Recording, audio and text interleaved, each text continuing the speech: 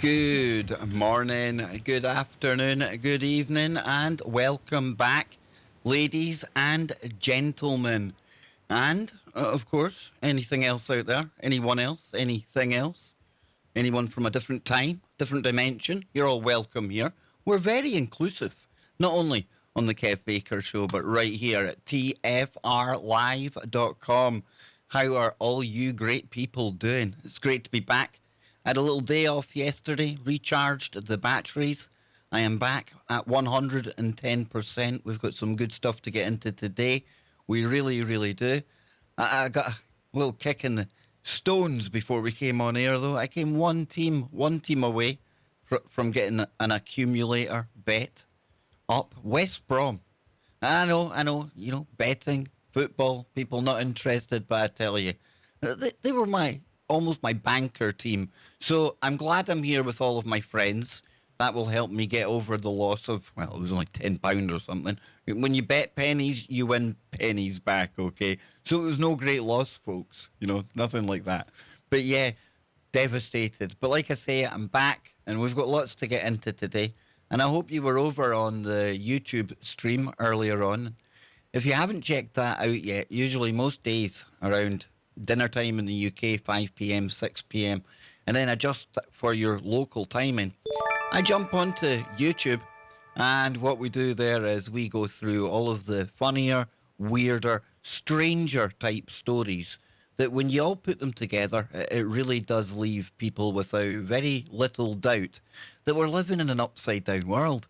Things have got really peculiar. I was talking about a couple of peculiar penguin stories earlier on the stream today.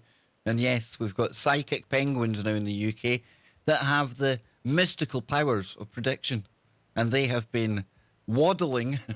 I think a penguin waddles, right? Is that fair to say? Or am I just stereotyping penguins out there? They waddled to their favourite candidate. Or in reality, what they done was they went to the closest bucket of fish and started eating it. And they predicted tomorrow's general election. Go figure. So if you want to get into some of that, and trust me, folks, that is not even half of the story when it comes to the weirdness and mystic penguins in the UK. And tonight we're going to be taking a look at some of the weirder kind of stories as well that have been doing the rounds this year. We've also got a really good article about somebody we spoke about here on the show before with Ryan Gable and Scott Lopez. And that's the pop sensation Billie Eilish. And on the day that Greta Thunberg was voted or appeared as Time Person of the Year, something else we got into earlier on in the stream, we're going to be taking a look at 2019's Weird Achiever, Billie Eilish, or Billie Eilish, depending how you pronounce her second name. So yeah, before we get there though, let me go and head over to the chat room over at tfrlive.com, and I urge everyone to check out the chat room over at Truth Frequency Radio. It's always happening in there. Really great people. And it's going to be really, really front and central when we get kicking off tonight's stories, because I've got an article written by one of our own. Yes, indeed. And we'll get there in just a moment.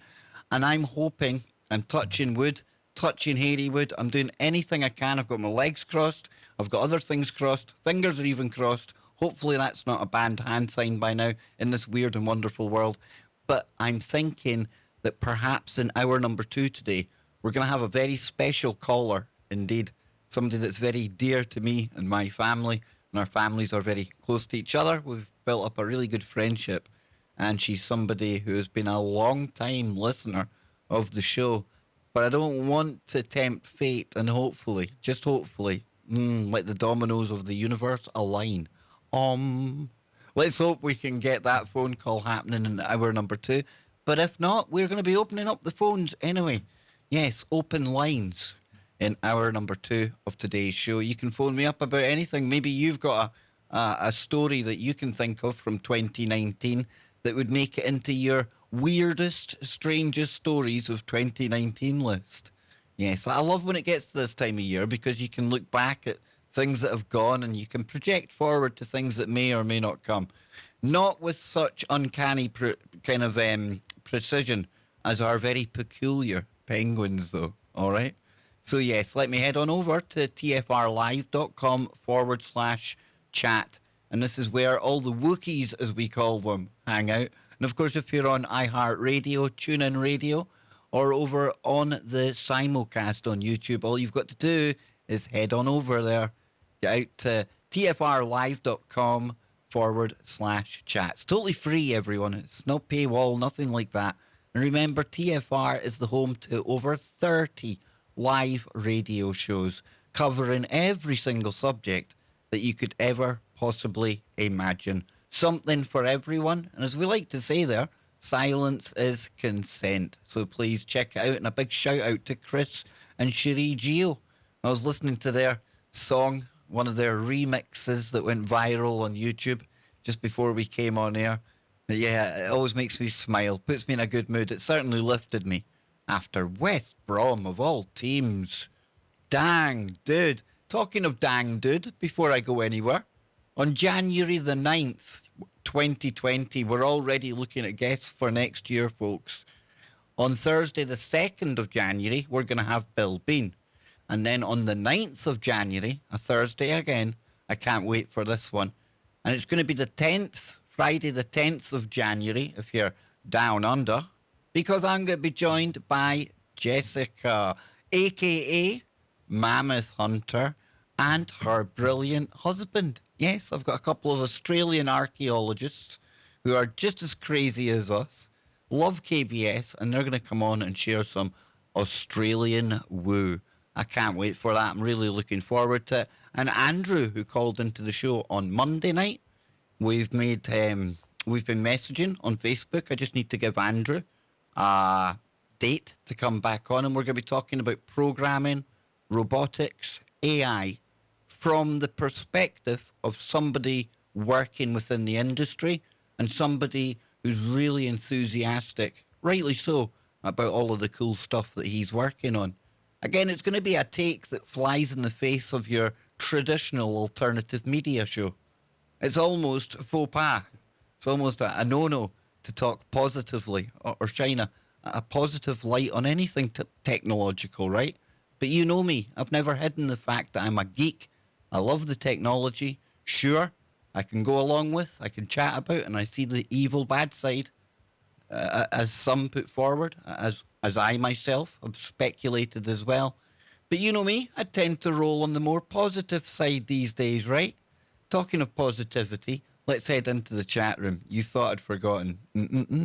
So we've got me in there. We've got Sophia, the absolutely stunning, the alluring robot that she is. And there we've got Deep Root as well. And Deep Root was talking about Greta Thunberg, Saint Greta, as I call her. Yes, Time Person of the Year. Congratulations, Greta. Or, sorry, should I do the jazz hands? You know, I better not give her a round of applause. It might offend and disturb half of her loyal cultish following. In fact, only half. I think I give them too much credit.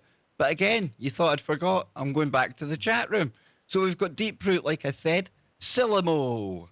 All one. Bam. Shih Tzu Bigaloo is in there too.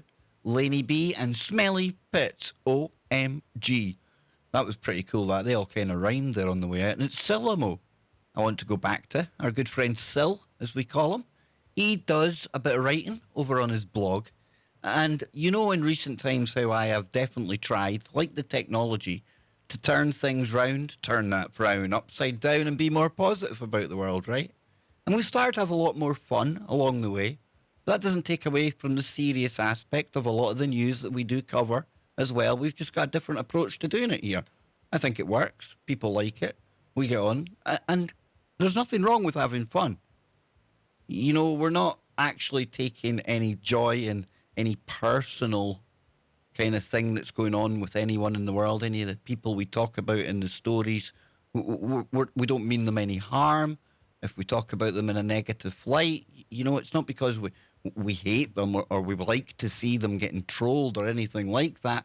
It's because we like to have a bit of fun. And a joke's a joke. And then Syllamo, just before today's show, he said to me, go and check out my latest blog when you get a chance. And the headline of that, it jumped out right away. Because it says, the truth is fun. Now, I haven't read this, but the headline and my stomach, my gut, which definitely verified that we had to go into this to start today's show off. And you know me, I love to make this about all of us, host, guest, and audience. It's that symbiotic relationship, that coming together that I think, TFR, it really makes it a different platform altogether. So many great like minded people coming together at the same time. And we're all able to have a bit of fun about topics that many times we don't agree on. Many times they can be so serious and very, very dark in nature, but we still manage to have a laugh. We still manage to agree to disagree. We almost shake hands at the end, walk away, no harm done. Everyone still gets along just fine. That's why, even despite some of the craziness going on out there, sometimes you want to lose the will to live. Just try to find the humour in it. Try to keep that about you, because I tell you what, they can dumb us down, they can put stuff in the water to change he's into she's and she's into theys and they, there you go. They is the word of the year, by the way, just to throw that in. But so far, touch wood, they haven't taken away that human kind of ability to find fun, to have humour. And I think it's the perfect antidote. The absolute perfect antidote to the stuff that's going on right now. Now, this story could go one way or another. I've got absolutely no idea. I haven't read it beforehand. Used to be when I done the show, I always used to tell people, make sure you read all of the story. Don't be just grabbing headlines. Don't grab headlines and then pad at them. But I'm not grabbing headlines, admittedly. In fact, I make a point sometimes of not reading stories, so we get that raw reaction. But the whole thing about judging a story on its headline sometimes can leave egg on your face. Now, this, I don't know what way it's going to go. I don't think it's going to leave egg on my face in any way, shape, or form this time. But never just go sharing headlines on social media, folks, because sometimes you learn to regret it. I've been there in the past. So then, let's head on over. Let's take a look at Syl's blog. It's called Syllamo, SYLLAMO .blogspot.com. Okay? And this is called, the blog itself, I think, is called My Mind and the World. Don't follow me, lead yourself. Isn't that fun? Weird? Strange? Today on the show, well, it's not a show, it's just a stream during the day. It's madness. But I was talking about the Penguins picking political leaders and things like that. And then I was comparing the leaders of today with the past leaders, and kings and barbarians and things like that in the past. And then I was projecting forward about future leaders coming from the generations that we're producing right now. And now here I am really randomly ending up on a blog where don't follow me, lead yourself. And when you look at all of those clowns that are up for selection tomorrow, and whatever country you're in, when it comes round to that crazy time of season, when it's election time, take a look at them. Really, honestly, would you let any of them lead you seriously, realistically, if you met them in some kind of emergency kind of occasion, incident? You wouldn't let these people lead you in reality, folks. And you should never, never, never just look for somebody to take all the responsibility from you so that they can take care of things, so you can just go back to sleep. No, we need to take more responsibility, and we do need to lead ourselves more. I don't know what it is about humans over time, We've always had that pyramid structure where we have somebody at the top. It's almost like we look for somebody to lead us, and it always goes wrong. Because it's almost like a catch-22. It's a paradox. Yeah, you need somebody to lead, you need somebody to organise. But 9 times out of 10, the people who have that ability, that mindset, it also comes with a level of psychopathy as well, okay? You see it all through history. But anyway, let's get to this story because we want some fun. And the truth is fun. Or at least the journey, the road to hopefully finding little nuggets of truth along the way. But that's the fun. And we're all doing it together. So it says the truth is fun. It's finding out that what you hold to be a, quote, part of you is a lie which isn't. To laugh at some ridiculousness which somebody has enacted or repeated is usually immediately reacted to. Are you laughing at me? To which I reply, I'm not laughing at you, I'm laughing with you. For many, which many reply, well, I'm not laughing. And to which I reply, then I'm laughing for you. Here are some of the things that I have to laugh at, and in brackets, because I'm tired of weeping. I think that we all know that Big Pharma is all about profit, yet people still take their drugs believing they're all about health. There's a lot of evidence, the efficacy and safety of vaccines, not to mention the countless accounts from victims of their adverse reactions, which include passing away. Yet people still line up to get them and are easily incited to force others to partake in this lunacy. Now, if I change the odd word or two along the way, it's for algorithmic purposes, but I don't intend to take any meaning away from that which is in the text. Okay? Voting never changes anything, but keep people doing it. Sorry, but people keep doing it, believing that this time it's all going to be right.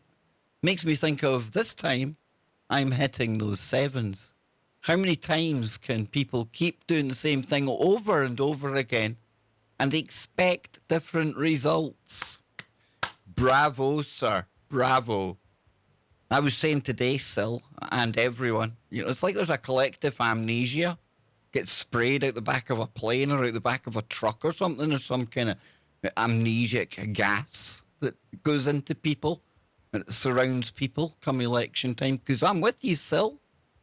I just often just shake my head and I think, just look back at the elections within our personal lives.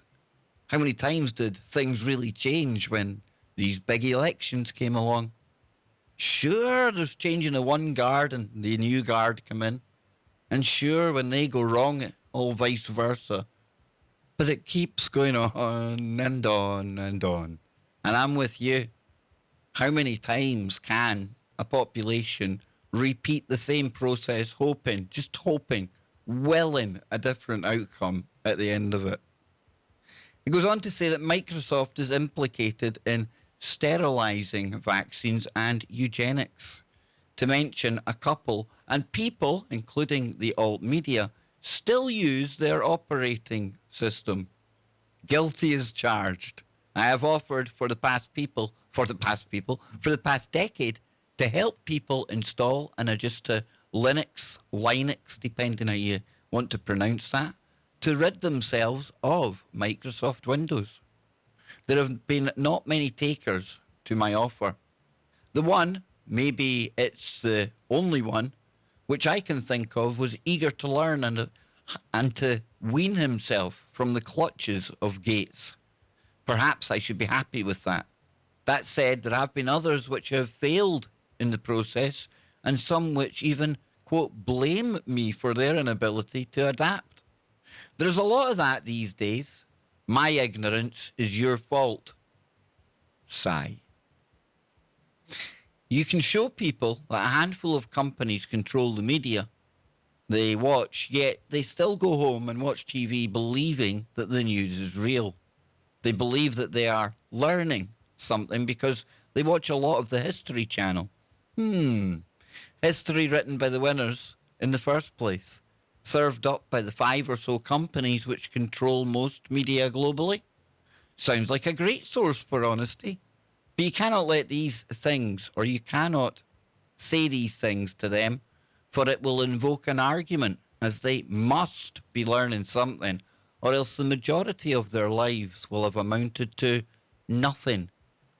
The games we play in our own programmed minds. The dangers of blue lights have been studied and publicly acknowledged, yet there is still a push for LED everything, and people keep pushing or keep using their glowing devices in the dark. People are informed or have heard about social experiments and psychological manipulation of social media yet they still use them. Even after learning that the designers of the said platforms don't and won't let their children near them, they tell themselves that their child needs a tablet for his schoolwork and a smartphone for his security. One of the things which I have observed is how it is now about reading instead of responding in an augmented perception. Sorry, reacting instead of responding. My bad. It has been a well established fact for years about the dangers of sodas, affectionately known as soft drinks. Yet people keep drinking them. Just hang outside a major supermarket or Walmart and see how many cases come out the store come out in the short time you are there. All's good in moderation, right? Who knew spandex came in XXXL? People ask, why can't they build stuff which lasts anymore? You know what? They can. We've been programmed to say stupid crap. The correct usage would have been, why don't they build? Because it is a choice. And by using the word can't, it is simply implying that the capacity of production is not there. It's an excuse, a justification, whether we see it or not. It is programmed, automatic. Not only do the machines have to hold up to time, but the repair parts must also be available. Too many things these days could easily be repaired if companies would make the parts available. There are so many layers, hands and pockets and brackets, involved in the manufacturing scam. We have the knowledge and technology to build things to last at least 100 years. Now, why don't we?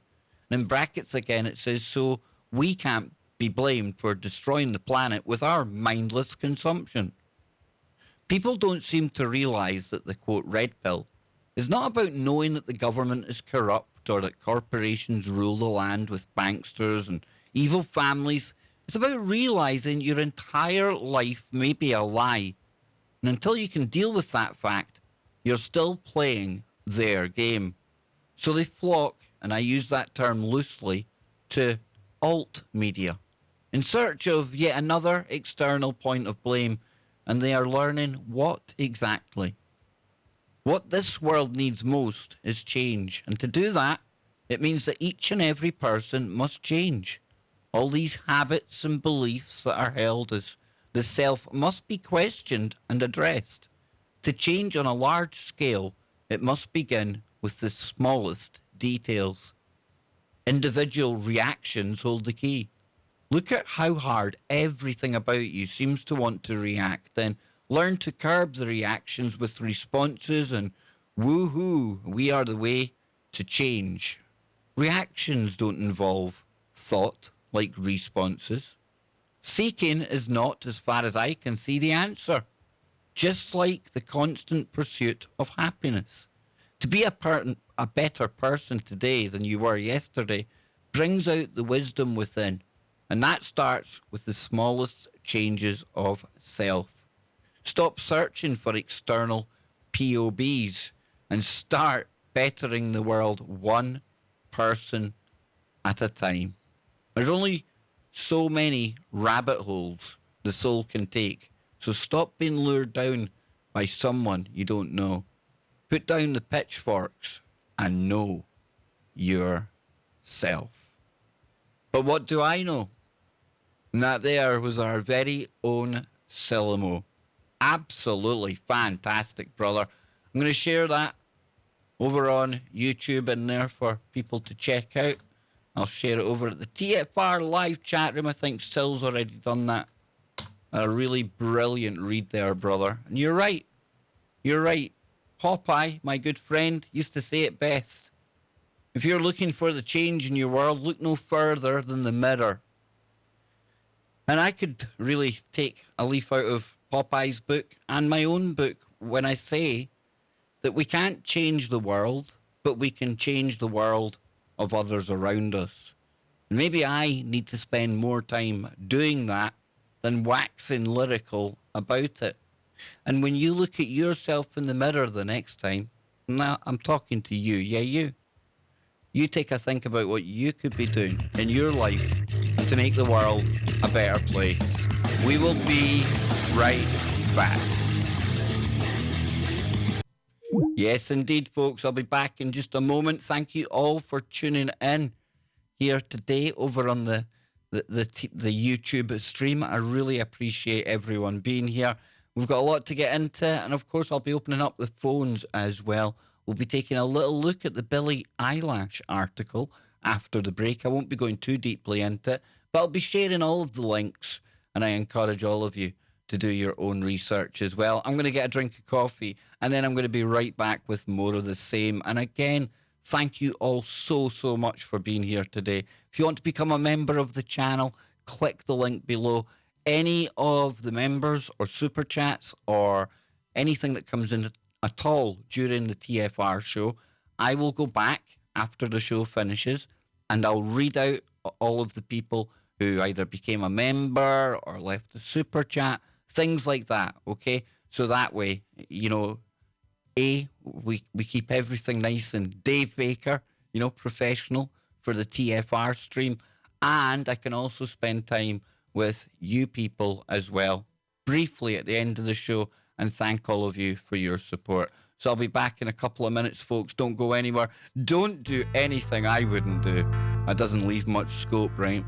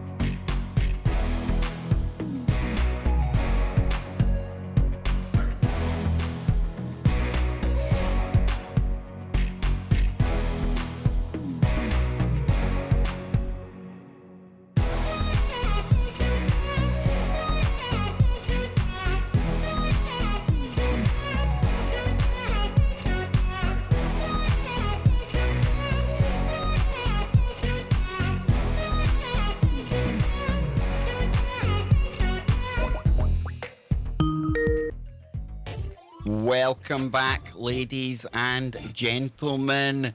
We're live. It's the Kev Baker Show right here on TFRlive.com. Truth Frequency Radio, where we give you protection from deception. How are you all doing? Hope you're all doing well. Moving into the second part of the show. And I want to thank one of our own, Syllamo, for that fantastic article there about the truth is fun. And you know, it is... When you think about the state of the world, I do this often. You know, I look at what's going on, real issues, you know, real people like us in other countries that are either starving, they're affected by war, whatever it is, right? And then when I go to Twitter, or I look round at the websites that I go and look round, not to trigger myself, but I end up triggered. You know, I look at what people do get angered over. I look at the issues that bring people to social media to vent their ire, their disgust, their wrath, and the issues that people are really, really passionate about, the ones that they're really willing to go and fight tooth and nail for. And many times they're non-issues. It's just a weird upside down, inverted version of reality that we're in right now.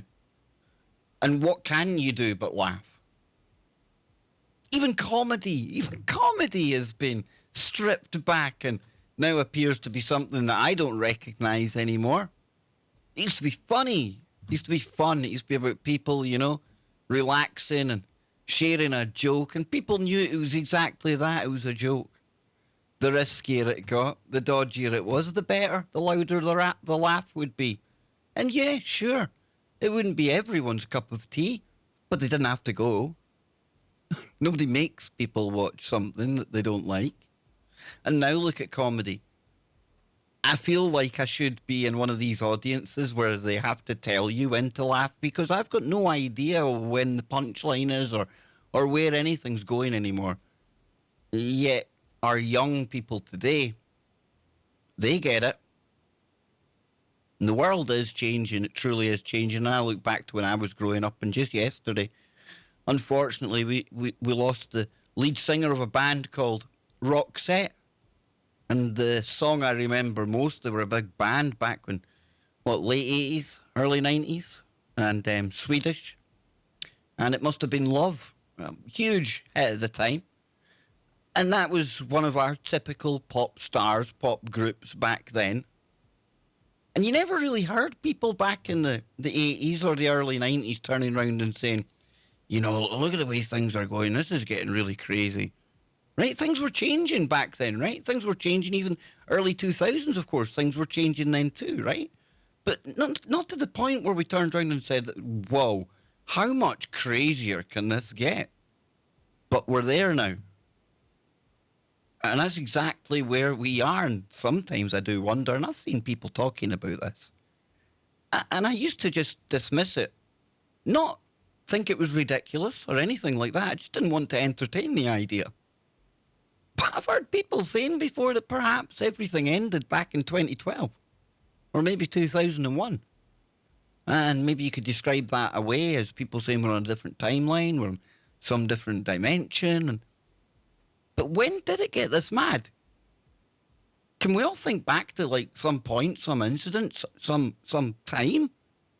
Even a year where it went from, yeah, things are changing to holy shimoly. How did things get this crazy? When was that point where we went over the edge? Because we've gone over the edge. Oh, we have. And I was talking about Roxette and pop groups there. People from my time. I'm 43. I know I don't look it, right? I know. Not a day over 30. What? 25, some of you are saying? I know. Okay, radio face, it's hard to put an age on me, I know. But joking aside, you look at the pop acts from, say, 80s, 90s. You compare them to where we are now. Now, I get it. We still had the symbology and everything else back then. And I grew up a big, huge fan of Madonna. Way before I knew anything about what I know now. And honestly, Madonna would come on the TV and I'd be in a trance. I'd be mesmerised. I really would. And everyone's got a favourite pop star or pop band that we can all relate to in that way, right? And then I listen to music today and I think, whoa, when did this happen? I don't even recognise any of the music anymore. I barely like calling it music at times.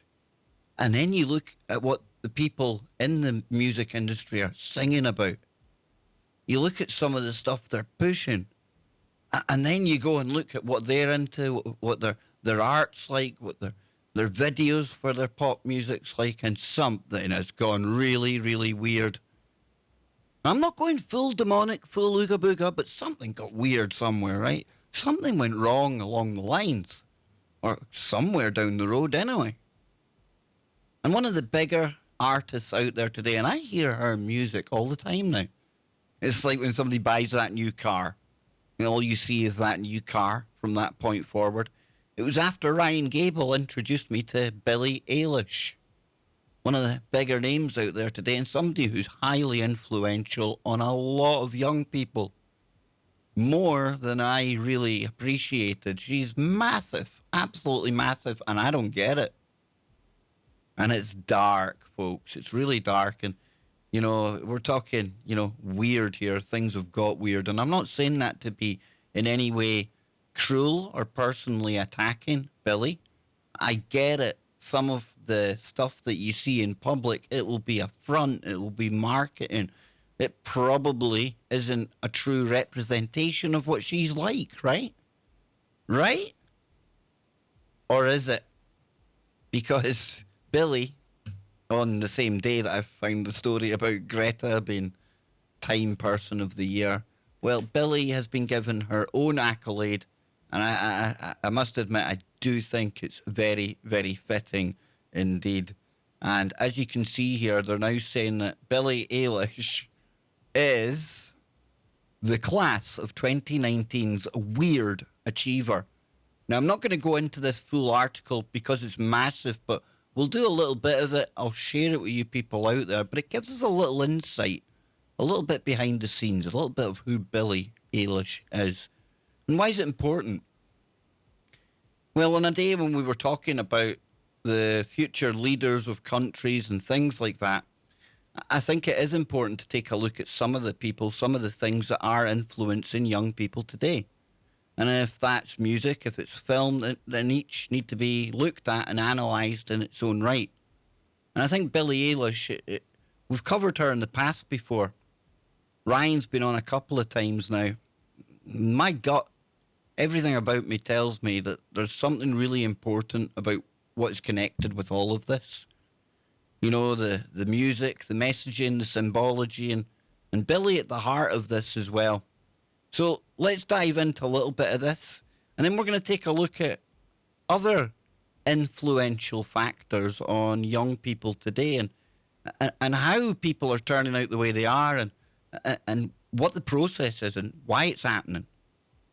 How do they do it? What does it mean when people like me say it's programming and an agenda, and the result of those two things are what we see now? Be it the soy boys, the incels, the madness, the SJWs, call what you will, okay? And it's not an attack on these people, because the future generations and the ones that are now growing up, they're going through a system like no other. We've all been programmed to certain degrees, right? But the generations now and into the future, they're almost being engineered from before birth. So this is really strange times, and I think it's important we take a little look. And of course, you know me, I'll try and have a little giggle, a little laugh, a little woo along the way. And then, hour number 2, we'll be opening up the phones. I've got other stories while we wait for callers as well. And hopefully, fingers crossed, we'll have a caller calling in from Canada, hopefully. So then, it goes on to say here, what is the most urgent undertaking for an artist in 2019? Perhaps it is to find music in the noise oppressing the atmosphere, the misinformation, static and chaotic emotion permeating people's heads. For example, Billie Eilish, the Los Angeles teenager with her 22-year-old brother, Phineas, made the most streamed and talked about album of 2019, was once getting her braces adjusted, listening to the whir of the drill, shaving down their edges. I thought it was so dope, and I pulled out my phone and immediately tried to record it, she later told the New York Times reporter Joe Coscarelli. Though Phineas found the sound very horrible, he integrated it into a song the siblings were composing, a Studio Ghibli-style fairy tale told from the point of view of a creature living under Billy's bed. Scree goes the drill, in the mix transformed into a cute, bestial scream. I've never heard anything bestial being called cute before. It's just one element smashed into the sonic shag carpet of, quote, Bury a Friend. That's obviously one of her songs. Nice title, right? Real uplifting stuff there. There's also a timer ding of an easy bake oven, shattering glass, and something called Nightmare Horse. Phineas and Billy wondered if anyone would be able to hear the melody buried inside the monster mash. But it was a strong one, inspired by the musical theatre numbers the siblings both knew from their homeschooling curriculum. A line from Bury a Friend gave Ailish's album its title, When We Fall Asleep, Where Do We Go? And became one of the most successful tracks. The Art of the O'Connells, Billy goes by her first and middle name, comes alive at the three-way intersection of the fantastic, the forbidden, and the everyday. The most notable thing about their music is the way it borrows from not just hip hop, but video games, social media platforms like TikTok, and Tim Burton movies to uncover the power of supposedly non musical sounds. Ailish has a disarmingly intimate, unadorned vocal style born of a two-pronged education. A member of the soft brigade of Gen Zers who grew up posting bedroom karaoke videos on YouTube, she also learned technique in the Los Angeles Children's Chorus, where blending matters more than belting. Her vocal control distinguishes her from the hordes of young women and some men whispering unevenly into microphones right now. Add in Phineas' inventiveness in manipulating her instrument, fuzzy multi-tracking, pitch shifting, sampling, and multiplying inhalations and sighs.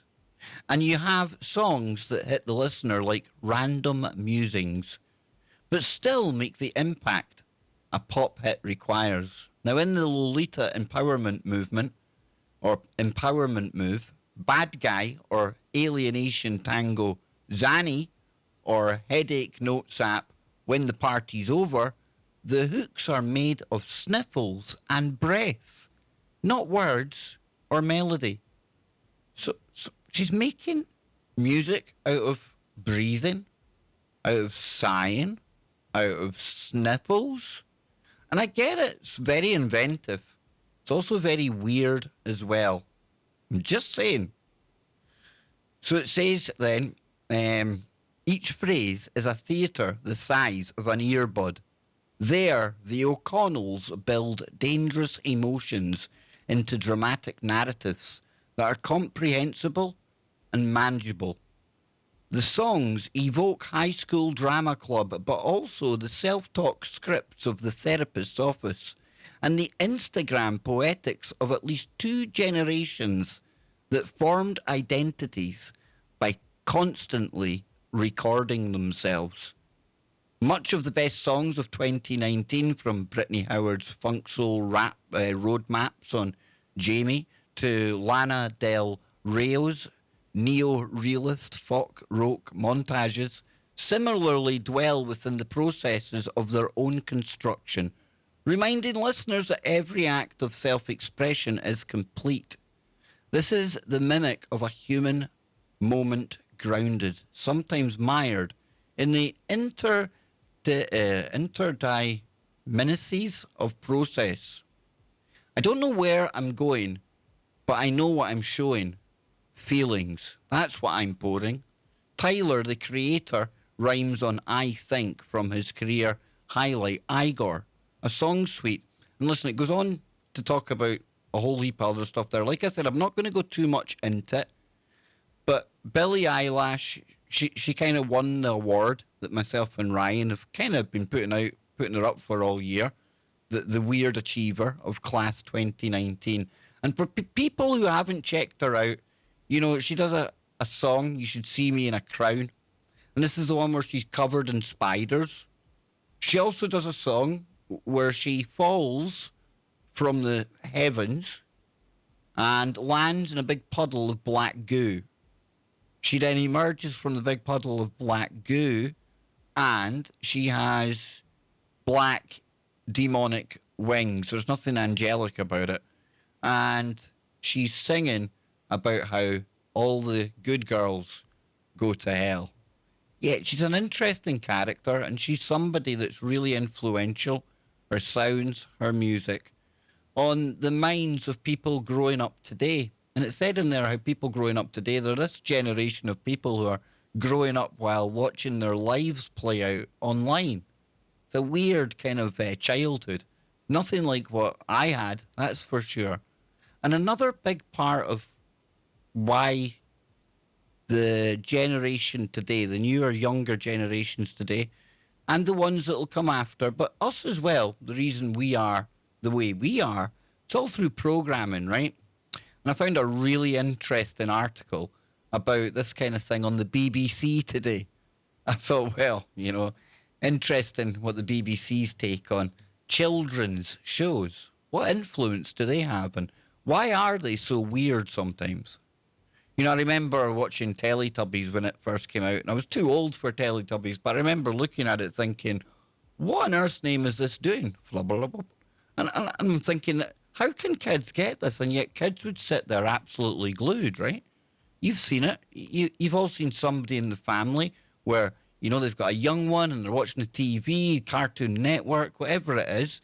And listen, we're not going to get into the rights and wrongs of children watching TV right now, but the ones that happens. But they go into that trance. So what is it about the weird world of TV shows for kids? And why are they so effective? And again, another big, huge, long article. And I'll be dropping the links for these articles at the chat room on TFR during the break and also on YouTube as well. Check the description if you're listening to this in the archive at TFR. I'll also put the article linked in there because I want to encourage you to read the full articles yourselves, in particular this next one. You can take or leave Billie Eilish. I get it, people listening to this, some might not even have heard of her. But I would imagine, having spoke to many of the listeners via email and social media and Discord and places like that, a lot of us have families, a lot of us are parents. And it's really important to get information like what we're about to go into here. And again, I encourage you to take the time to read this because it really gives you an insight into, why children's programs are the way they are and the effects that they have. So it says here, it comes from BBC Future, what's so fascinating about weird children's TV shows. So it says they depict hypnotic worlds filled with acidic colours and baffling plot lines. But children's television can give us a surprising insight into how our brains develop as we grow up. And the fact that they do know so much about the brain now, so much they don't still, but because they know how to at least shape and influence and program, especially the early mind, that's why it becomes very important indeed to take a look at some of the programs that kids are into right now. What are the programs that really put them in that trance state? And why does it do that? And what's really going on? So it says, Peppy Nana stirs and sits up in bed. Tiddle toddle, she says, flapping her arms and blinking a pair of enormous red eyes. She walks over to the desk, sits down and, using the oversized pencil in her pocket, scribbles a letter to the moon. Tiddle toddle, please come to tea and we can have a story. Yours lovingly, out of the window, Peppy Nana. She steps out onto the balcony of her toy house, kisses the letter and watches it flutter up into the night sky. What Peppy Nana doesn't know is that on the moon lives a waxy-looking creature with coal black eyes called Moon Baby. He has a fixed smile and a blue Mohican. He reads the letter, pulls up the hood of his dressing gown and flies out of his crater towards the earth. Now, most people have a favourite TV show from childhood. If you're a parent, there's probably a show that your children adore, but there's probably a show that your child or your children adore, but you find strange or even a bit creepy. Right now, for many parents, that show is Moon and Me. It follows the nighttime exploits of a mismatched set of dolls, including Peppy Nana, a soft pink onion called Mr. Onion, and the milky, clown like Collywobble, who come to life whenever the moon shines. The moon cult. My 1.5-year-old nephew doesn't share this skepticism. As the episode we're watching unfolds, he moves closer and closer to the screen, smiling, cooing, pointing, and saying, "Wow!" And my 8-year-old daughter stares in slack jawed wonder at it all. What is it about these preschool TV shows that makes them so captivating for young viewers but strange to adult eyes? As a mother, I've worried about watching television at a young age. Is a healthy childhood experience or a mind-rotting activity stunting my children's development? The fact that I don't understand these shows hasn't helped. But weirdness, it turns out, can be a good thing. And bear in mind, this is a corporation who make lots of children's shows, the BBC. So, is the weirdness really a good thing? Can we really trust what they're saying here? Well, let's see. Because it says, young children's minds process information differently from adults. What's weird for us is often highly engaging for them. A better understanding of these differences could help create healthier, more engaging television programs, boosting children's understanding of the world, as well as keeping them entertained. And it could also help us parents to make better decisions about the type of television we let the type of television we let our children watch. Now, Moon and Me, it turns out, and I've never heard of this show, folks, never heard of it until today, is a product of research informed by a collaboration between the co-creator of the hit show Teletubbies, Andrew Davenport, and Dylan Yamada Rice, a researcher specialising in children's education and storytelling to study how children interact with toy houses. Such direct collaborations between academics and children's TV are not new. Sesame Street, which celebrated its 50th anniversary in 2019. Oh, come on, Sesame Street was awesome, right? Right? Who was your favourite? I was a Big Bird type of guy, I must admit. Big Bird type of dude. Employed developmental psychologists and educational experts as part of the production team from the outset. Now, co-creator Joan Gans Cooney thought television might be used as an educational tool to better prepare kids for kindergarten. Now, by January 1970, just a few months after it first aired, roughly a third of 2 to 5-year-olds in the US regularly watched the show, with upwards of 5 million children tuning in to each episode. And although it was entertaining, every episode was, and still is, planned with specific learning objectives in mind. Now, I'm going to come back to this after the break, but I will be opening up the phones as well. So get your pens, get your paper ready, folks, because here come the numbers. Sounds like I'm doing the National Lottery draw or something there, doesn't it? Here come the numbers, folks. Are you ready? It could be you. So, yeah, if you want to call into the show, it's not as exciting as the lottery. I'm pretty cool to hang out with, even if I say so myself. But all you have to do, it's dead simple. It really is. Just dial the following numbers. If you're in the US, dial 213-233-3998. That's 213-233-3998. And if you're over here in the UK on the eve of the prediction where Penguins predicted that Jeremy Corbyn, you know, the crying soy boy that would run away and hide in a corner if anyone mentioned the word fight. Yeah, Psychic Penguins predicted he'd win the election today. Maybe you want to talk to me about that. But if you're over here in the UK, the number is 0044 203 393 2871. 0044 203 393 2871. And we will be right back. Don't go anywhere. Yes, indeed. How you all doing, you crazy YouTubers? You all doing well? I hope you're doing well. Yes, and I'll be reading just a little bit more of this story. I find it interesting. I really do, because as somebody who had a child and I watched this process, you know, what one was it? Nemo had a right effect on Kevin, wasn't it? To the point where his first word, and I'm not even making this up, his first word was shark, right? But there was times you'd watch Nemo or TV shows and you see that trance-like state. You see them going into the theta state. That's the brain waves that you're producing at that point. You almost see children drooling at times. I know that sounds extreme, but you do. You got that bombardment of lights, all that stimuli bombarding this young brain that processes information differently than we do anyway. And that's why I ask, what effect is this truly having on our minds? It's so easy to say. It's so blanket term to say, yeah, it's programming.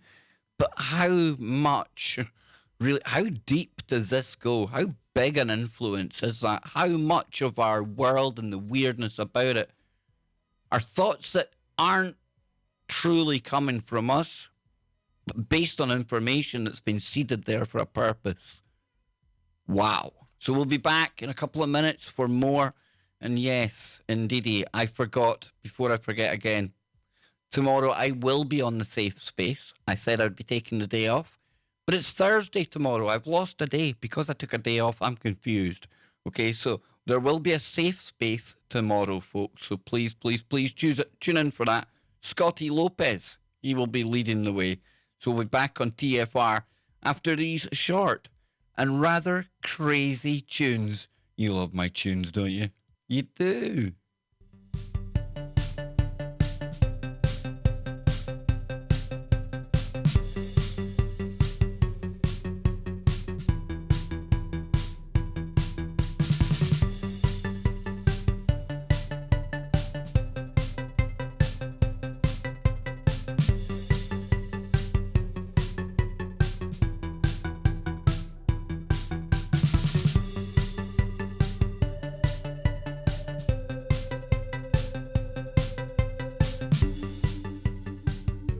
Yeah, the magic roundabout Trumpton. Wow, ZX. ZX, indeed. I must admit, I was more of a kind of Captain Caveman kind of guy. I used to love that. He-Man, used to love He-Man. Toxic Kev loving He-Man. No surprise there, eh? I didn't love him that way. Things weren't like that back then.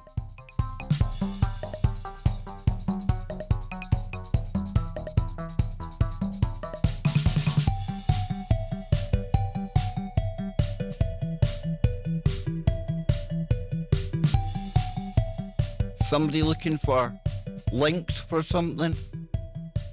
Yeah, try and get a hold of me on Twitter or Discord.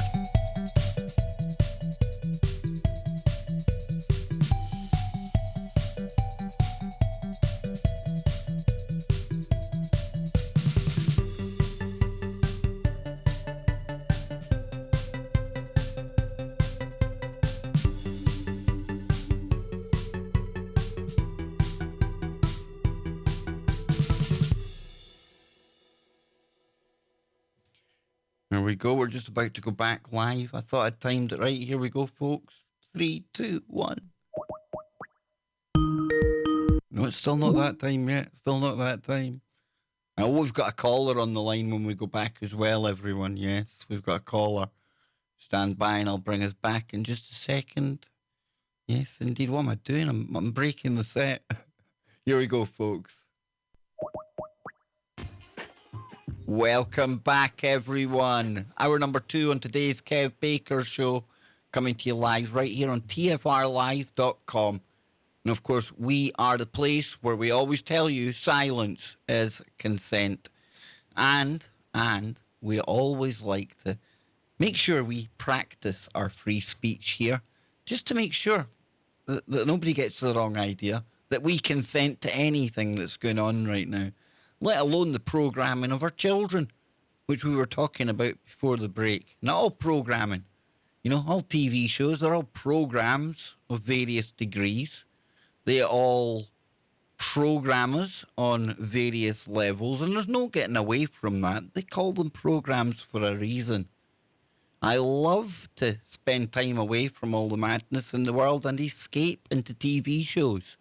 And I get it. That can be an unpopular thing to admit to when you have a show like this. It's almost taboo to even own a television set, but it's one of the things I do. And I find that when you start to see little glimpses of the Matrix as we do here, when you wake up, not woke, but awake, I really do think that you get so much more value out of watching some of the popular sci-fi type shows, because so much of what we talk about might have been missed on you if you had just watched it without listening to shows like this. You see so many things that maybe the average viewer, somebody who is a super fan, absolutely loves the show. They could tell you everything about every character, but they haven't made the connection between what the director, what the production team are trying to show you, that they know, that they look at the same things we look at too. So yeah, getting back into it though. Our caller dropped off the line. Regla, feel free to call back in. It's open lines, everyone. And if you want to call into the show, then let me just throw out the numbers again, and then I'll post them at tfrlive.com, and I will post them over at YouTube as well. And if anyone's looking for any links that I talk about tonight, I said I would do it during the last break. I forgot. I'll write it down right now. Links. I'll post them in both chat rooms during the next break, okay? So, if you want to phone me, don't be shy. All you got to do is phone in. If you're in the US, it's 213-233-3998. I believe that'll be the same number. If you're in the Canada and probably most places as well, just use the US dialing code. And if you're in the UK, use 0044 203 393 2871. That's 0044 203 393 2871. And with that said, it might be a good idea. You know what's coming now, right? If I added the phones. Yes, here we go. Bada bing, bada boom. Bringing the phones into the room. You like that? So I'm going to read a little bit more of this article that we were reading about the programming of children and their minds via TV shows. Why are they so weird? Why do they appeal so much to children, yet they're almost kind of creepy if you're an adult watching these things? And some of them are very, very creepy, folks. But think just, what was your favourite shows when you were growing up? What did you like to chill out to? I remember Jamie and the Magic Torch. Remember that one? Used to come home, used to run home from school at lunchtimes to see Jamie and the Magic Torch. What was your favourite cartoon, Anne? Come on, you must have had a favourite cartoon. Thundercats? I like Thundercats. Oh, the Gummy Bears? You like the Gummy Bears? Loved the Smurfs. Smurfs were pretty cool as well. Yeah. We've all got a favourite show that we can remember, right? So while you're thinking about that, I'll get back into these articles, and I'm keeping oh no, I'm not, because we're going live to one of you, and it's a good friend of the show, Regla. It's Regla girl. How you doing? Hey, Ken. How are you? How are you? I'm doing very well. How are you? What would you like to get into tonight, Regla? First, I want to let you know I'm calling you live, and I'm riding in my new motor scooter chair as we speak. Wow! Riding down the street in San Diego. That is interesting, awesome. right? No, that is awesome. That's awesome. Is that helping you get around better? You don't need a license for one of these things, by the way. They're a little dangerous. Well, you don't have much control. But here I am, motor scooting down the road, which is a challenge for me, because I was not a kid. We're talking about kids' shows, by the way. I was not a kid who liked the sensation of wheels on the feet. You know, I just wasn't. I didn't understand it. The wheels on the feet kind of thing. But but I did it. I had to do it. So I did do it. I have some funny stories that I won't take time for right now. But here I am, motor scootering down the road here, and you know, they don't have the no fault insurance laws here like they do on the East Coast here in California. That's where I live. I live in San Diego, California. So if somebody hits me, they're going to have to pay in a settlement. And that might happen. I've heard from other wheelchair drivers here that they have been hidden. But I have a nice little house picked out for myself in case that happens. Well, I tell you, let's hope nothing like that happens. But I've been told if you find any SJWs and you run over an SJW, you get 50 KBS points. Okay. I'm only joking. Ooh, we're coming up on a hill. Oh, I'm coming up on a hill. It's a downward slope here. Well, I tell you. Now, my. So, what do you want to get into, Regla? Good. Well, my favorite show. Actually, the commercials were my favorite, but my favorite show was one. It was called Romper Room, and one of the things they did on Romper Room was they had a thing called a magic mirror. And the magic mirror came at the end of the show. And they kept changing the host, but one of the, Miss Joan and Miss Mary, or whatever her name was, at the end, she would take this magic mirror, and then she would tell the kids at home, she'd tell us all to sit in front of the TV, and then she was going to call out our names. She said she could see us there, sitting in front of the TV. And she was going to call out our names. Oh, I was so excited. So it was the concept, see, that she could see us. Oh, just like so we could weird. See her. That's so weird. You know, when I was really young, and I think everyone at some point thought this, but I used to think there was people in the TV. I used to think people lived in there. I was really young at the time, you know. So, but yeah, that's weird, and I find that weird as well because I mean, you talk about the portal there. I mean, the mirror. Sorry. And the mirror, we've talked about mirrors being portals before, and I've just muted Regla just now, folks. I haven't cut her off. It's just there's a bit of wind there because she's going like the speed of light down a hill right now. So I'm letting her concentrate on that. And you think about this here though, and the mirror. It's a very interesting concept, isn't it? Because you've got the mirror being a portal, and in its own way, isn't the television like a portal to other worlds as well? No matter what age you are. And portals work both ways. Things can come in and things can come out as well. So yeah, what do you make of any of the have you ever caught any of the new TV shows, Regla? Like any of the modern cartoons for kids? They're nothing like when we grew up, right? Right. And you know, then I think in the 80s there was that the film about the name escapes me now, but gosh, and I think on Brent Thomas's show he uses a bit of the music and the gosh, I'm sorry, I'm concentrating on what's going on here with driving with my little stick shift here, but in terms of the people living inside the TV, what's the name of his show? Can you help me out with this? But the concept of people living inside the TV, where the little girl comes down in the middle of the night. What's the name of that movie? Where the I'm not sure the hauntings. I'm not sure the name of it, but I know what you're talking about, of course. And Regla's talking about Brent. You know what I'm talking about? Yeah, he's on the network. He's got the paranormal portal, folks. Check that out. He had Scotty Lopez on just at the weekend there. Please check that out. It was brilliant. But yeah, right. Right. So there was this huge film in the 80s where there's a haunting of a house where these people live in, and the little girl, in the middle of the night, she gets up and she goes down to the TV, and there's all that snow happening on the TV screen that used to happen back in the day, in the old days, so to speak, with the TV. Is it The Exorcist? What happens is there's the snow on the TV. Go ahead. Is it The Exorcist movie? No, not The Exorcist. It came later, this film I'm talking about, in the 80s. And she ends up getting sucked into the TV.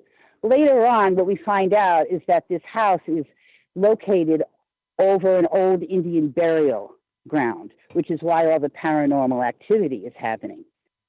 And, oh gosh, she's a little blonde girl. Is it Poltergeist? What's the name of that film? Yes, Poltergeist. That's the name of the film, of course. Yeah. Yes, that film. So it was, but I remember thinking to myself when that film came out, and they used that concept of the snow on the TV screen, like, oh wow, good, they're going to address this concept of, you know, something actually in the TV, because me and my brother and sister and all the other little kids at the time of TV in the mid 50s, which is, you know, when I was born, you know, the notion of the TV and wow, what is this thing of the TV? Because I would say to my, you know, here's this show called Romper Room, and the lady would say, you know, hey, you know, come to the TV, and, you know, I can see you guys out there. And so I'd say to my parents, hey, this lady says she can see us, you know, and then my mother would say, no, she can't. And I'd say, well, she says she can, you know. No. Of course, then the parents would get to explain to us, or hey, how about this, Kev? What about those things called the Nielsen ratings, right? I used to ask about this. The what? Sorry, because I remember what did there you? Were a couple. What did you call them? They were called the Nielsen ratings. The Nielsen ratings told us, or told whether a show was popular or not, and whether or not a show got canceled. Because there were a couple of shows in the 60s that everybody seemed to really like, and then they got canceled. And everybody was like, wow, what happened to this show? We were all really liking it, and then it got canceled. It's not on anymore. And young people, kids, we were just kids at the time, we were saying, what do you mean? How come everybody loves the show? And then the adults said, no, the newspaper said nobody was watching it. And then I remember saying, well, how can they tell whether people are watching it or not? And they said, well, there's these things called the Nielsen ratings. And I said, well, how can they tell whose TV is on and what channels are on? Are they hooked up somewhere? And I asked these questions, you know, and I couldn't get any answers that were satisfactory to me. No. They were called the Nielsen ratings, right? Nielsen. Where did they come from? Yeah. How did they? I've got it up here. I'll go into it just now. Give me 2 seconds. And I used to think this as well when they talked about TV shows in the UK, and it used to make me really paranoid because I used to think, hang on a minute, if they can tell so many million of people were watching EastEnders, one of our soaps, very popular with people that are woke or asleep over here in the UK. Sorry, Mum. Didn't mean to throw you under the bus there, but yeah. They used to say like so many million point, so many more were watching this, and for this period there was X amount of millions doing this, and then so many switched off, and then so many other people went and put a kettle on it. And I used to think, whoa, how the heck do they tell all of this? They must be spying on us somehow, right? But I remember finding out that there was like a sample of people at one point, or there was so many people, and it was like almost like a means, kind of an average kind of thing they would work out from a set of people, be it 1,000, 10,000, I don't know what it was. But we'll find out here because it says Nielsen TV ratings are the audience measurement systems operated by Nielsen Media Research that seek to determine the audience size and composition of television programming in the US using a ratings system. And we'll come down here. It says Nielsen Media Research was funded by Arthur Seal Nielsen. I'm just scanning it to see. It says in the 1950s, Nielsen moved to television, developing a rating system using the methods he and his company had developed for radio. So it says here, the company extended into radio market analysis in the late 30s, culminating in the Nielsen Radio Index in 42, which was meant to provide statistics as to the markets of radio shows. The first ratings for radio programs were released back in December 1947, and they measured the top 20 programs in four areas: total audience, average audience, cumulative audience, and homes per dollar spent for time and talent. So surely it's going to tell us how they've done it. Let's see, I'm scrolling down. Let's see. The original data collection methods used to generate included paper, viewer diaries in which households were recruited by the company, and they would target various demographics. And then they would also, they would have set meters, which are small devices connected to televisions in recruited homes. And these devices would gather the habits of the home and transmit the information nightly to Nielsen through the telephone line. This system is designed to allow market researchers to study television viewer habits. It's more about selling advertising space, and if you ask me, they need to know roughly who's watching this. But yeah, it does. Oh, I'll just. I need to mute you up there, Regla, because the traffic's pretty horrendous. But yeah, it does go into the actual way that they go about this. So set top boxes, they recruit people. There's a portable people meter. So yeah, they did actually recruit people, and it wasn't quite as scary or as nefarious as maybe myself and Regla thought at one time. But Regla, I'm gonna see if you've got anything else before I let you go, and I'm gonna get back.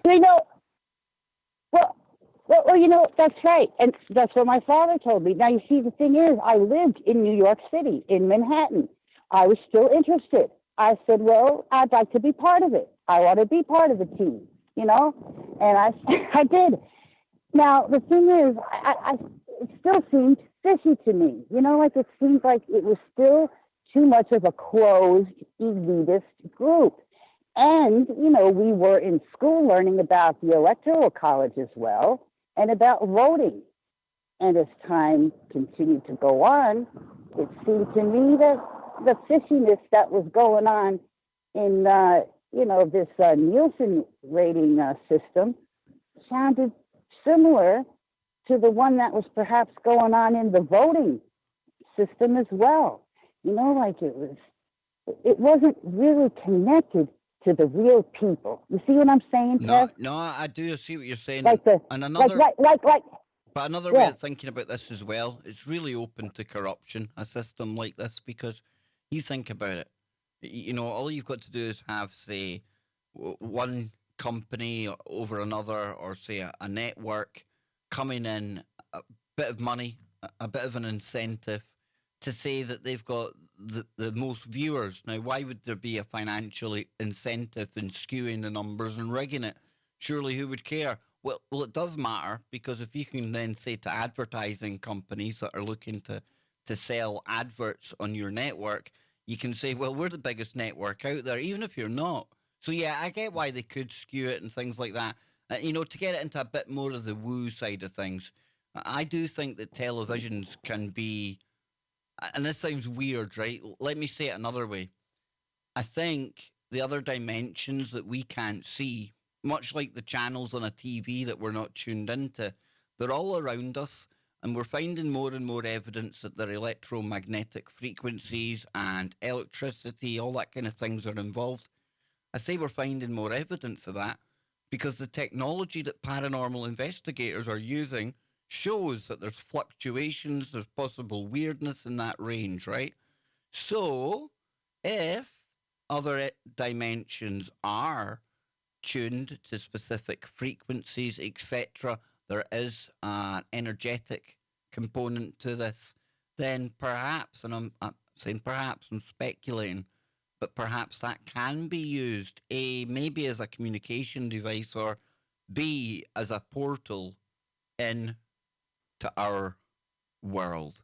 Now, I'm not talking about us going out through the television into their world, but if they're energetic in nature and they've harnessed that kind of thing, and we don't know what other dimensions are like, we don't know what this is all about. We don't even know if our brains can work it all out. Yeah, TVs, there's something really mysterious about them to me, Regla. There really is. Yes.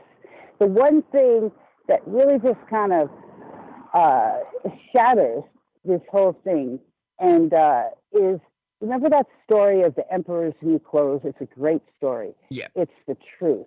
It's that child who just comes out and just tells the truth. That's what we have. That's the power that we have, you and I, and anyone who's listening.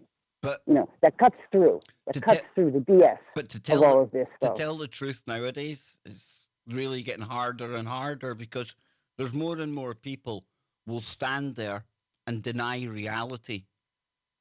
For example, when you point, I think when you're getting attacked for maybe I don't know, calling somebody the wrong pronoun.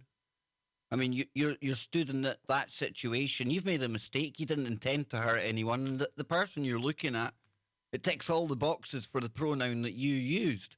But yet, all of those that people that have rushed to the aid of said person in an incident like this, they'll tell you no, they'll tell you what you're seeing with your eyes, it's wrong, and what you're saying, what you done, it was dangerous, it was hateful, and you're a bigot, this and bad that. But in reality, you're only saying what your eyes tell you.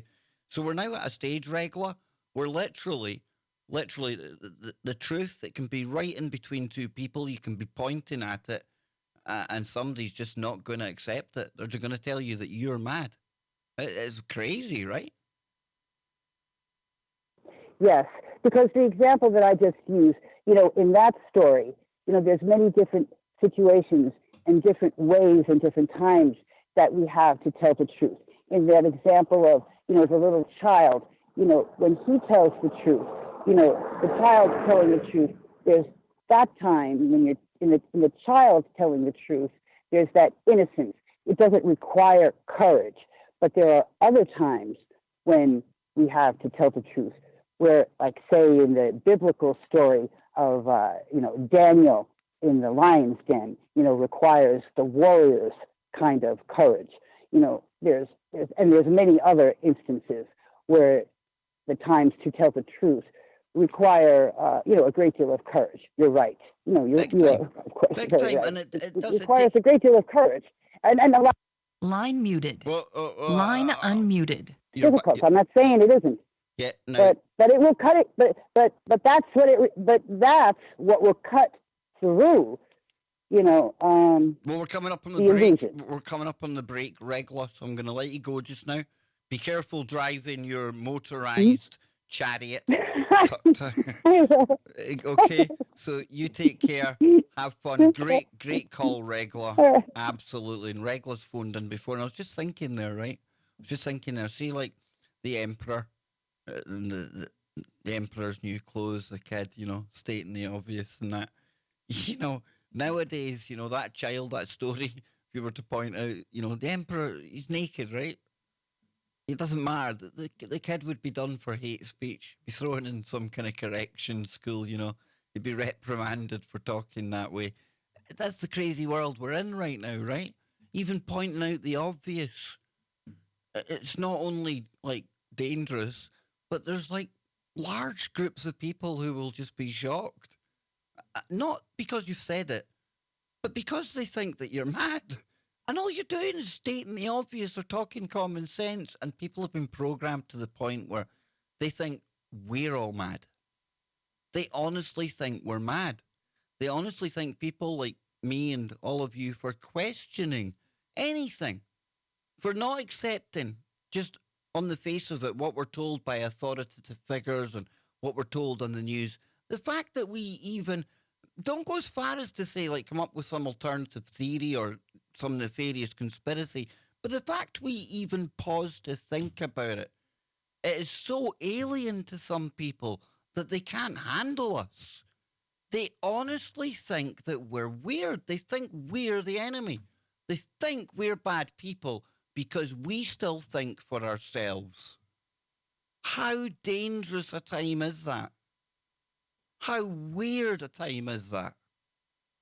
Like I say, did the world end in 2012? Have we gone somewhere new? It is bizarre, folks. I wouldn't be surprised if someday soon we can't even say it gets dark at night. Because that word dark, there's going to be somebody out there that's going to be offended by it. So we're going to have to, and the white, maybe daylight is so hateful.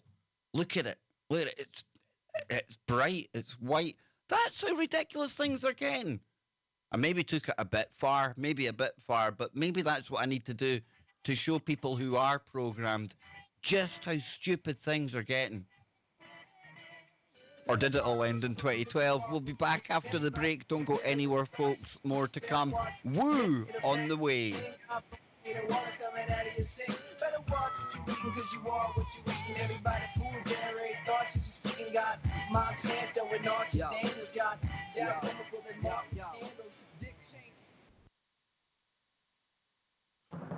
Hey everyone, it's Chris. I couldn't find the chat box, folks. I totally lost it. I'm like, how can I be going out on air if the chat box isn't there? I didn't mean to rhyme that, right? I didn't mean to rhyme it. But yeah, Regla, great call. Great call. And I hope you were all thinking about what TV shows you've watched. Ken in the chat room, I don't know, what kind of TV shows did they have down in Australia? Not sure about it. I'm sure probably much and such what we had over here. Yeah, strange. TVs, very strange. And that Poltergeist movie that Regla brought up. Oh, again, it's that scary kid syndrome. I've got nothing, I don't think, like, children are scary. But there's something when you involve a child in a horror movie that just takes it to that really cringy, creepy level. You know it. So yeah, we're going to come back after the break. Hopefully we'll get another couple of callers to the show. I'm still hoping and praying that the universe aligns and we get the very special caller I was hoping would call in.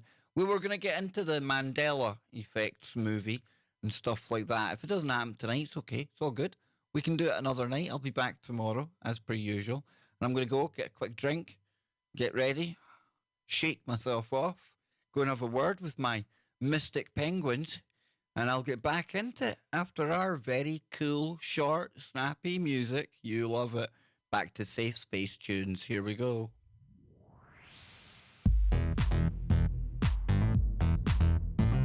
Ken says lots of UK stuff. I thought it would be, Ken. I thought it would be. Pat Riot said, the voices in my head keep me saying, absolutely, Pat. Absolutely.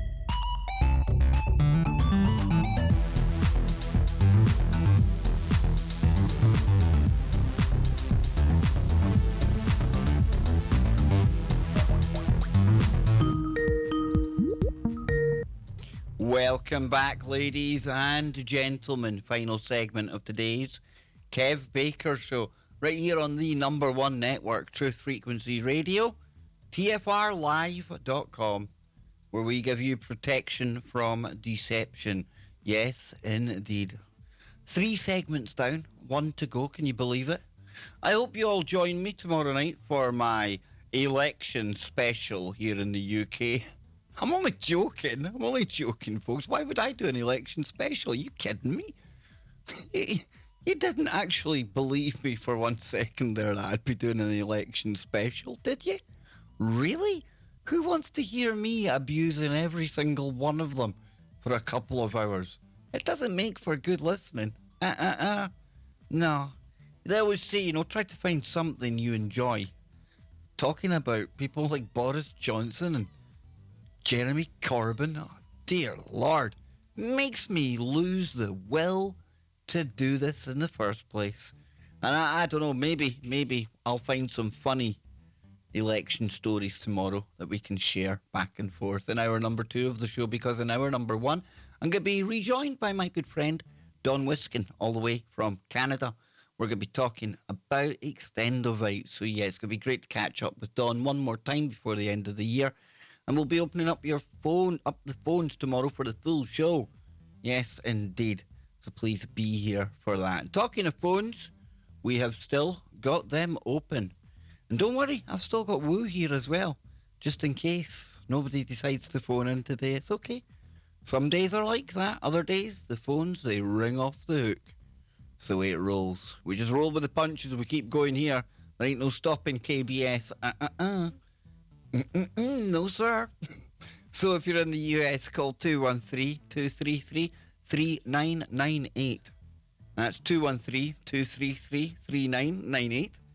If you're in the UK, like myself, a prisoner on this island planet, rescue me, please. No, please phone 0044 203 393 2871.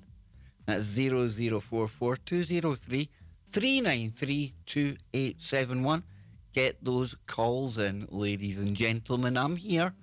I'm not queer and I don't bite. Please phone in. You can talk to me. I'll be really, really nice. I will. I won't disagree with anything you have to say. Well, maybe I will if I disagree with it, because that's how I roll. But let's get into some woo, shall we? It just wouldn't be an episode of KBS if we didn't get into some rather strange woo. And this is quite interesting what I found here. I'm trying to think what one we'll go for. Yeah, we'll go for this one. Now, I've got my eye on the phone line. Don't worry, folks. I won't forget about the lines being open. Promise I won't. So this comes from Mysterious Universe, okay? And it kind of ties in with some of the stuff that we've been covering with somebody we had call into the show a number of weeks ago. Well, maybe 10 days ago or so. But Max from Germany. We first heard from Max, and he was taking myself and Scott Lopez on a tour of all of this ancient and mystical and mythological woo. And then today, I find this over on Mysterious Universe. And it's about the Denisovans. Now, the Denisovans are a species, a race of human, a type of human that were around, as we'll get into that here. But the reason they're called Denisovans is nothing too exciting, folks. It's not even anything too scientific. They were found by a monk called Denis. I believe it was a Russian monk, no less. Okay? So you got the Neanderthals and you've got the Denisovans, and there's a weird thing with the Denisovans going on. There is a weird thing that's happening. Check this out. It says, a genetic study suggests that the Denisovans were the mythological demonic Rakshasas. Yes, Rakshasa. Or Rakshasas. Now, I find this really synchronistic. Really synchronistic, because Max has been talking about the Vedics. And Scott brought up the Mahabharata as well. And that takes us into this kind of woo, that mythology where you find the Rakshasa. Now, hold that thought, because despite the Denisovans and the Rakshasa, we've also got a caller on the line. and they're calling in from, I believe, I'm not even going to say it's area code 517. Welcome to the Kev Baker Show. Hey, Kev. Good to talk to you, man. Oh, it's good to talk to you. What's your name, I've been brother? meaning to call in for a while. I got a shadow dude story. Oh, right. Hold the front pages, folks. What's your name, brother? Thanks for calling in. Well, in the chat, I go by Garden Revolution. Okay, Garden. In real life, I'm just Don. Okay. So tell us. I'm gonna tell us about the shadow dude, man. I love these stories. I hate to say I love them because they're kind of creepy. I've been there, but what's happened to you? I was just a little guy at the time. I must have been about 4 going on 5. And I was laying in bed, and through the window, like I can picture the room perfectly, like where the dresser was, where the closet was, where my bed was, and the window. And at the foot of my bed was like a little dresser, and to the left of that was the closet door. And right above, like directly in front of me, was the window, which was closed. I was laying in bed, and I see this shadow type entity, I guess you call it, kind of crawl through the window, like pull his arms through the window and like pull his lower body in.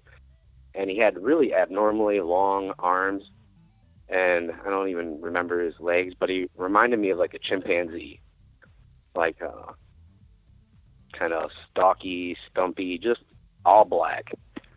And I was just petrified, and it kind of crawled through the glass and up onto the foot of my bed, and it kind of crept up my legs, and I could feel like this just tremendous weight moving up my legs. And then when it kind of latched onto me and I was paralyzed, I don't really know what kind of stopped it, but when it fled into my closet, into like the shadow, the darkest area of my room. I've told this story like, I don't know, to 20 different people or so, and it's just, my parents remember it. I ran upstairs to my parents' room and was like, there's a shadow monkey in my room. It attacked me, and I've told this story like the same ever since. My parents still remember it. How old were you at the time? How old were you when this happened? I was almost 5. It was right before I went into kindergarten. And the funny thing is, we lived in like the north side of Lansing, Michigan, which is like kind of an inner city area. And it was the early 80s. And there was a lot of, I don't know, like people thought my mom was a witch in that neighborhood. And like all the black folks thought my mom was a witch. And because we had a black cat, and she looked a lot like a witch. Well, you know, hippie chick. But when people would see our cat, they would turn around 3 times, like do 3 circles, spin around, and they'd go back the way they came. Like, so there was a lot of kind of like superstition, I don't know, voodoo, witchcraft, but everybody in the neighborhood thought my mom was a witch. I think, so in retrospect, I think maybe somebody was sending something into the house to attack us or to run us out of the neighborhood. Brother, you just absolutely went where I was going with that. I think it sounds like that neighborhood, there was obviously something superstitious about it, something, you know, like you say, the voodoo there. But that's what sprang to mind, maybe the Santeria, something like that. I don't know.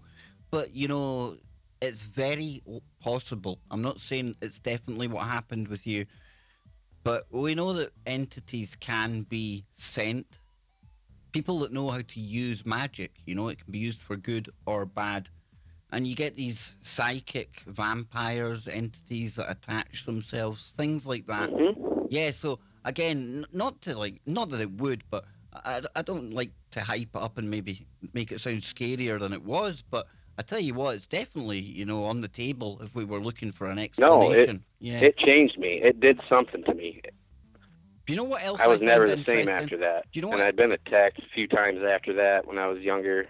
Do you know what else I find really interesting about your description? And it's, if you've ever watched the Ghosts of Carmel, Maine. Now, we talk about the Shadow Dude, and that's the name of the entity that they filmed there. But there's a scene in that where the Oh entity... yeah, that's what made me want to call you guys. Yeah, see when you see that entity going out that window, that's the image that I got in my mind when you were talking about your entity coming in with the arms and the legs not really being visible, because that's very similar to what we see in that. It's really interesting, man. Well, it moved a lot more slow and deliberately for me. Yep. Experiencing it. I don't know if time slows down. I think maybe, as a child. child. Yeah, maybe as a child. But it was like the window was a portal. Yeah, there's definitely... Whoever did the spell used the window as a portal. I think that they were trying to attack the children in the house, or me, specifically. It's strange. It's almost as if, Like I said, it definitely did something to me. I don't know what, but I think it still might be attached to me. You think about it as well, right? And you can go into some properties and there's a real feel about them. There's a vibe, and it can be negative or positive, right? But the minute you step outside that property, it's a totally different feeling that's almost discharged. And the reason I bring that up is, and again, I'm just speculating, I'm just throwing this out there, but perhaps like a door, like a window, an opening into a house, it's as if that house is its own particular place in a dimension, right? It's got its own feeling, its own vibe. And it might sound really, stupid, but perhaps windows and doors, they're literally portals from other worlds as well, if you get my drift. I know that they can be turned into that. Big time. Big time. So research into magical techniques and learn that real quick. Did you have any... But this kind of paranormal stuff, this paranormal stuff, was that the only incident you had, or did anything else happen? Well, we moved out of that house when I started kindergarten, like that summer, and I would still get attacked in the next house that I was at, but this time it would be like being taken. I had a bunk bed, and I would just get stricken with that panic, that fear, and that shadow entity would come out of my closet. And next thing I know, I would just be hurled around my room, up into the top corner and up by the ceiling and down to just an inch before I would slam into the wall, it would stop me. And I don't know if I was hallucinating this or not, but I distinctly remember it. I've told this story over and over again, how this thing would toss me around in my room like a rag doll, and I couldn't breathe, I couldn't scream, I couldn't move. It would just be just completely paralyzed. Brother, I can't even imagine. That happened to me 2 or 3 times. I can't even imagine what that must be like as a child as well. Well, probably 2 times. And then when you got older, did it go away? Was there anything you'd done? Can you think of anything, or is it still with you? I don't know. In retrospect, thinking back on it, now I'm like a 40-some-year-old dude. Good age. After that, I started thinking sexual thoughts. I started thinking, disturbing things would enter into my head that would never be there before. Wow. And now I'm a born-again Christian, strong, spirit-filled follower of Christ. And you see, I don't care what anyone else I've says. Just had there's something in that. I don't care what anyone's belief system is. I respect everyone's beliefs out there. But, it doesn't matter what we all think personally. Time and time again, we find out it's the name of Jesus Christ. It can be the power of prayer. Whether it's a frequency, whether it's a vibration, there's something so powerful and strong. I equate it to a firewall. That's what I think about it. I could be right, I could be wrong, but we keep hearing that all the time, and I think, that probably could be the best protection against these things, dude. Well, there's something powerful just in the name alone. Yep. Jay wasn't in the lexicon. Jesus is kind of a modernized version of the Yeshua or whatever. Yep. I'm not into the sacred name thing, but just calling on him. My mom was kind of being ministered to by Jehovah's Witnesses from like that time into my early childhood, and she would do Bible studies with this old woman that would come to her house all the time and pray with her. And I know Jehovah's Witnesses don't believe that Christ was God, but I think that just having Jesus, and my mom never signed on to Jehovah's Witness. She was kind of we grew up in a Catholic family. She got born again in the 70s during the Jesus movement, and kind of fell away, and my dad was an atheist, but she, for some reason, I think the only thing that I can think of that got that thing to get off of me was calling on him in my mind as a child, or just, I know the only other thing I can think of was our cat. We had this awesome black cat. Cats are amazing. The cat might have been able to protect me from it somehow. People will laugh at me and you. That's the only two things, because I was completely paralyzed. Yeah, I agree with you. I think cats have got magical, mystical properties. I look at the people in Egypt, the ancient Egyptians who used to absolutely worship cats. That came from somewhere. I don't know, maybe guys they our walk age, in both worlds, guys our age might laugh at us saying this, but who cares, right? Because I think there is something magical there. I want to thank you so much for phoning in today. I've got another caller on the line now. Please call back again anytime, right. dude. That was a great call. Thank you very, very much. And now, that was a good call, right? And how like was that shadow, dude, that we had described there? How similar to the one we've seen at Carmel, Maine. And for anyone out there who hasn't seen that, just go to YouTube, Carmel, Maine, Shadow Dude. You'll probably find the Carmel, Maine Ghost Channel. And there's also King's Frostmare, or King Frostmare, sorry. He's got a channel that shows all of the paranormal, spooky woo stuff, and that's where we watched it. It's one of the most compelling pieces of footage I've seen to date. So then, let's go to our final caller of the day. Your regular caller. He's our very own Kevin. Not me. The other Kevin. How you doing, Kev? I am fantastic, sir. May I digress and speak some of my traditional language for a moment? If you want to do that, you go ahead. Bonjour, Amin. Nese indigenica Anishinabwem. Kevin Richard Shores indigenica Jaganashi Moog. Makwanendunde Minawa Nindogichi Da.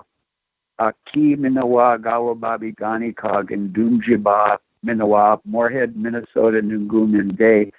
Chimigwich Kitchimana Dua Pegishpima Diziwe We Min. Thank you, sir. I really appreciate that. And on this full moon, Kev, what were you I saying said there? Hello and hi. Yeah, on you go. Well, I said hello, and then I said hi. I said I'd like to be called Nese. My slave name in English is Kevin Richard Shores. I am of the Bear Clan, and I'm also considered a defender or ex-military. I also said that I am on the earth and from where the white clay is in abundance, the White Earth Reservation of northern Minnesota, and I domicile in Moorhead, Minnesota, northern Minnesota. And then I said, thank you, Creator. And then I said, may we have the Bimata Ziwe Weemin, which means the good path or the red road or your journey. And I said, may we all have the journey that we're supposed to have. Wow. And dude. On this full moon, with McGeesus, the moon, where we get the word Monday from. So today we have the full moon.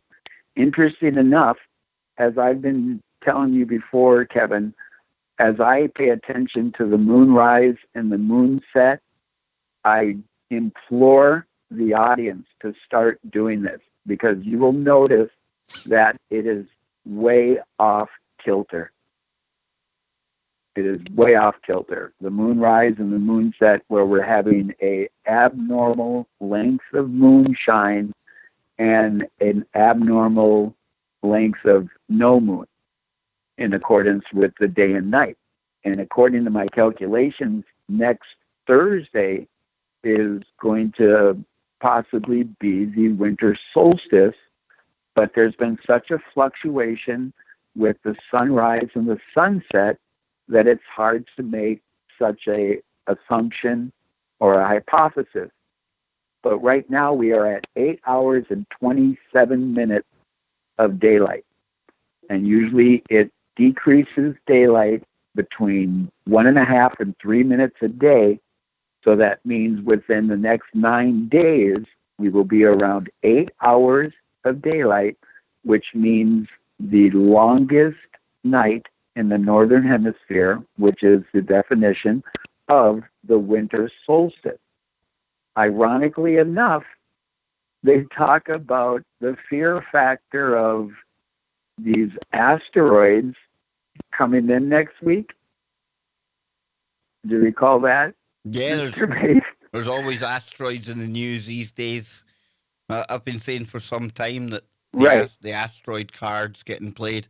Yeah, so what do you think all this stuff with the moon and everything means then, Kev? I think it means that we are absolutely blessed in the existence of the miraculous perfection of the unique entity that you are, that I am, that we are all miracles with inalienable rights to exist in harmony and hopefully love and positivity. However, it is up to all of us individually to reach down within our own darkness and fan that inner illumination so we can blaze as brilliant as the sun and reflect the miracle that we all are for the sake of each other and our children and the animals and the entirety of the universe. Well said, brother. Well said. Now we're coming up on the end of the show. Any final thoughts? I think you kind of summed it all up there, brother. Wow. Any final thoughts before we wrap up for the day, and I'll be back tomorrow? It has always been a pleasure and an honor to have the opportunity to share space with you, Mr. Kevin, as another Kevin. Yes, and thank you for doing the things you do. Big time, brother. And may your health get even better, my brother. Thank you, and you too, brother. And thank you for your service, what you done for your country. You know, big time, dude. And thanks for calling in. Naysay, you're always welcome to call in here, okay? All right. Toodles. Catch you later, brother. Toodles to you too. We're almost out of time, folks. Can you believe it? Another day come and gone. Great calls there. I've seen somebody in the chat room talking about, ask Kevin if the moon is turning clockwise. I'm not sure what you mean by that one. That is worrisome. Isn't it like, doesn't the moon like not spin? Isn't it like kind of locked? We've got the one side facing us. I get that the sunlight hitting it gives it the kind of appearance that it might be spinning, but I'm not sure what you meant by that worrisome. Hopefully Kevin or somebody in the chat room will be able to sort that one out. But yeah, it's been really, really great hanging with all of you again today. Now don't go anywhere. After today's show is finished, we've got Dr. Brooks Agnew and Lucky on the way. And I bet you Dr. Brooks Agnew is somebody that could answer that question that we got from the chat a moment ago. Absolutely. So please stay tuned for that. So Polly says it does turn clockwise. So there you go. There you go. And then Manners says it's always facing us. Yes. Yes. So who knows? Hopefully somebody can sort that out for you. It looks upside down at times. Dang, there's something going on with the moon out there, right? So maybe we'll do a moon show sometime really soon. And we were talking about a cartoon earlier on today. What was the name of that cartoon that none of us had heard of again? Well, I hadn't heard of it. It's called, where is it? There's something called Moon Baby in it. Can't remember the name of it now for the life of me. Oh no. Moon and Me. Yes. So we've had a bit of a moon theme going out throughout the show tonight as well. It's weird how it all works, and we go back to that show I done on coincidence. Remember the coincidences? Are these things really connected, or do our brains just make patterns out of things that literally do not have any connection and make no sense when you connect them together. Possibly when you follow the connections and patterns that I put out there, a lot of them tend to have no deeper meaning, but one or two of them always tend to lead us to some revelation, like Max, and the revelation that perhaps within the ancient Norse texts lies the story of some very, very modern day technology. Yes, indeed. So I hope you come back for more tomorrow, and we'll be mining for more veins of truth right here on the Kev Baker Show. Until then, take it easy, keep it real, and wherever you are, make it TFR. And in the words of the Whistler, didn't he touch that dial? Yes, indeed. So, folks, I'm absolutely whacked. I'm beat. I've got a busy day tomorrow, but I will be on with Scotty Lopez in the afternoon, 5 p.m. in the UK, midday on the East Coast, 9 in the morning. And let me just see, who did we have during the show today? We had Nanny Puff Puff, became a member. Thank you very, very much indeed. And I tell you what, folks, I think we've started to level out on the subscriptions. We were losing subscribers, and I was telling you it was starting to level out. I think we're going to start growing again soon. And that's thanks to all of you as well. Because, yeah, I share the shows on social media, but I'm just one guy. And I know out there with all of your help as well. And I see my show being shared about more now than I used to see it. So I want to thank all of you for that. Can't say it enough. Honestly. Teamwork, that's what it's all about, right? And together, there'll be laughs, there'll be tears, but we stick together or we fall apart. So remember, keep your mind open, keep looking for woo, but not to the point where your brain turns into the black goo. Till tomorrow, I'm out of here.